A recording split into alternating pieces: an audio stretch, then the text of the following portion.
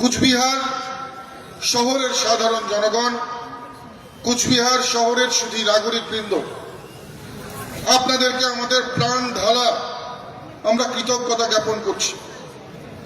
গত কয়েকটি নির্বাচনে, বিধানসভা নির্বাচন হোক কিংবা লোকসভা নির্বাচন, যেভাবে আপনারা দুহাত ভরে আশীর্বাদ করেছেন, আপনাদেরকে যতটাই বেশি কৃতজ্ঞতা জানানো যাবে ততটাই কম হবে। যেভাবে আপনারা 2024-এর নির্বাচনে যে কুচবিহার শহরের 60,000-এর মধ্যে 40,000 মানুষ ভারতীয় জনতা পার্টিকে ভোট দিয়েছেন, তাদেরকেও যেমন তাদের চরণে শতকোটি প্রণাম জানাই। যারা দেননি তাদেরকেও ধন্যবাদ জ্ঞাপন করি। যারা দেননি তাদেরকেও ধন্যবাদ জ্ঞাপন করি। এই জন্য পার্শ্ববর্তী রাষ্ট্র বাংলাদেশ, একটু নজর রাখবেন সেখানে কি হচ্ছে। 450 কিলোমিটার আনফেন্সড এরিয়া রয়েছে পশ্চিমবঙ্গ আর বাংলাদেশের বর্ডারে। একই রকম ভাবে